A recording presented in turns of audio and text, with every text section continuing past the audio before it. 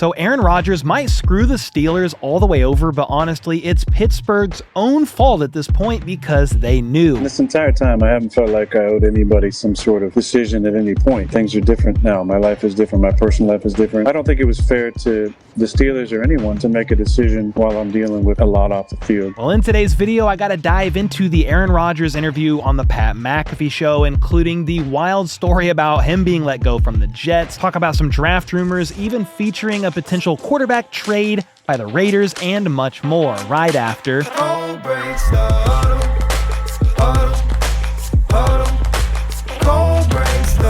All right, first up, linebacker TJ Edwards agreed to a 2-year, $20 million extension with the Chicago Bears yesterday.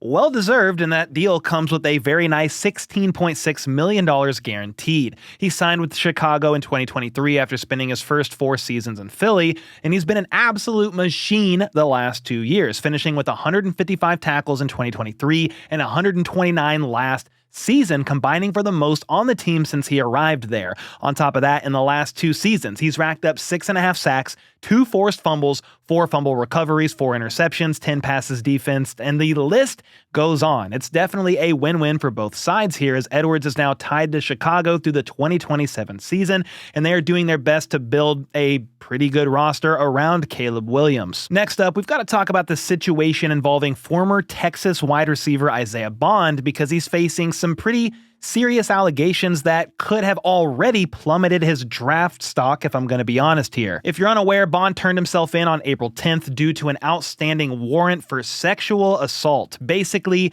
Bond reached out to a woman on Instagram and they started engaging in conversation involving having some adult fun. Well, they ended up meeting up in person, drank wine together, and you know what happened next. It was all consensual. However, Isaiah allegedly started engaging in a specific act during all this that the woman was not comfortable with, and supposedly tried to get her to sign an NDA and even offered her $1,000 afterwards, both of which she declined. Instead, she went to the police, charges of sexual assault were filed, and then Bond turned himself in.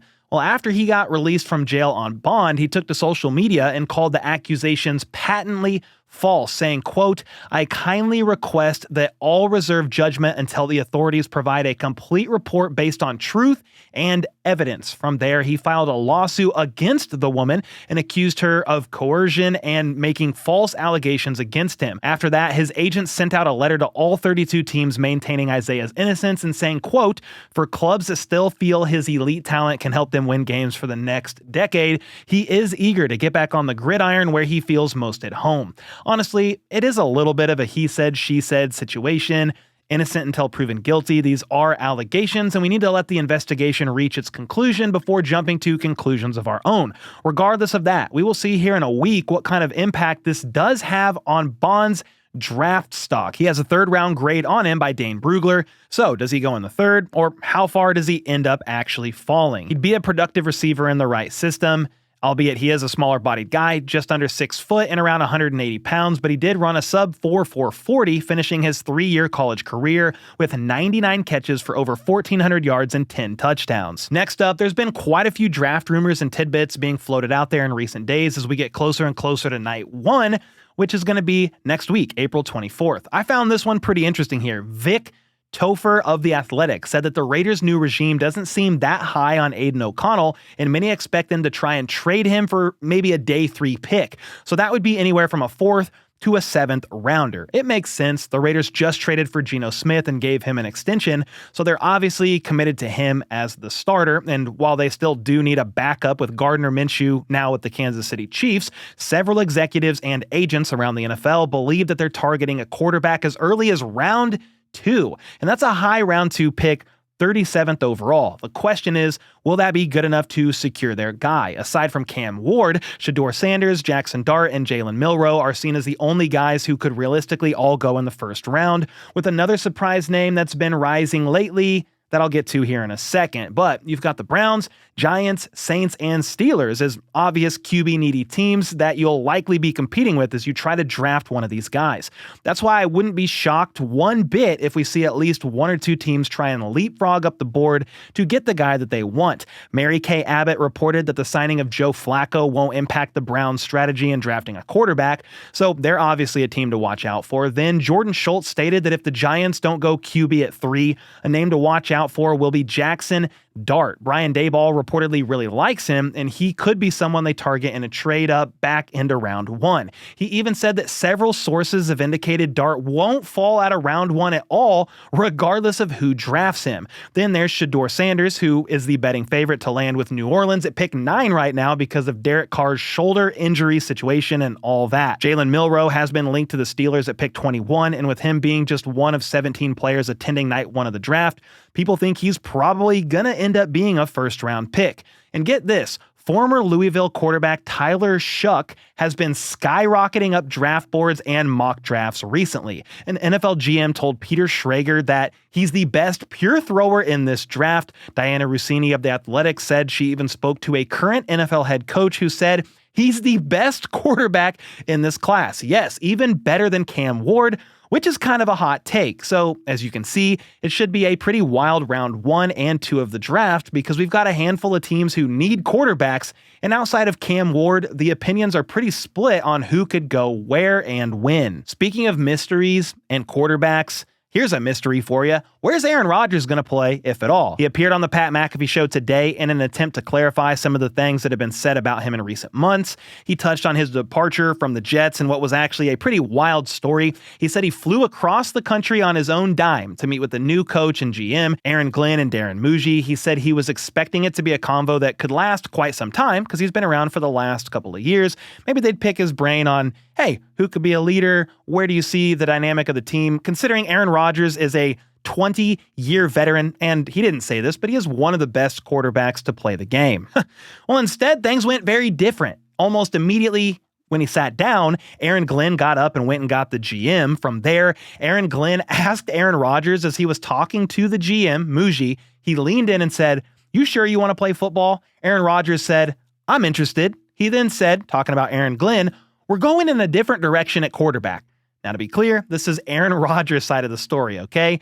But Rodgers did say he was shocked a little bit, not at the decision per se. They have a right to move on, and he did prepare for that possibility. But he seemed annoyed that they had him fly from California to New York for a meeting that probably could have been a 30-second phone call. He left shortly after that, a bit bewildered by everything and how weird it went down, and flew out the next day. He said that his 2 years with the team was an interesting experience, to say the least, and honestly, I couldn't begin to imagine the half of it with that owner, the co-owner, Woody Johnson. It's just been a train wreck over there for a long time. From there, Rodgers then attempted to dispel some other rumors and reports. He said that he told every team he doesn't need a multi-year deal and that he's cool with playing on a 1-year, $10 million deal. He mentioned the Vikings and said that while he did speak with KOC multiple times, they've been friends for many years, Aaron never pitched the idea of him signing there, and he also isn't just waiting around to see if they'll still be interested. This is basically the theme of the entire interview, but he wanted to emphasize that he's not holding any team hostage. He said he's dealing with some very sensitive personal matters involving some people that are close to him in his circle, and that has been his priority as of late. He and the Steelers are still in communication, but they haven't given him a deadline as to when he needs to make a decision by, nor has he given them any kind of a timeline. It's all kind of up in the air right now, but I found this quote fascinating. He said that he feels like he doesn't owe anyone a decision at any point, and that if the Steelers feel they have to move on, he would understand and be okay with it. That's a little confusing to me. How do you not owe a team a decision? Your decision is likely going to impact the rest of their offseason and dictate some roster moves and how that team even ends up drafting. I understand he may be going through some stuff off the field, and I don't want to just dismiss that or downplay it, but he's far from the only player that's dealing with real-life issues off the field. A recent example would be quarterback Drew Lock. His dad just recently passed away, and shortly after that, he ended up signing back with the Seattle Seahawks. Now, Rodgers also didn't rule out the possibility of retiring, saying that he's open to all possibilities. He also mentioned he hasn't been on a darkness retreat. He's not consuming ayahuasca or anything like that. He's just focused on his personal life.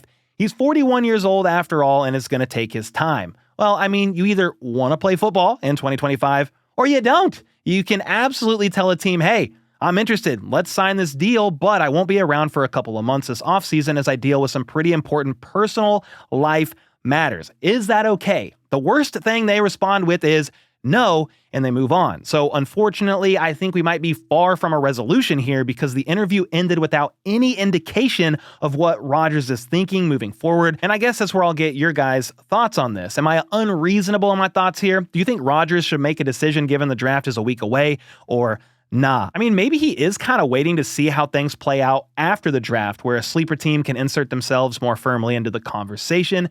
Who knows? I mean, I wish we all did so this could be done and over with. But that's all I have for today. And with that, I'll see y'all next time.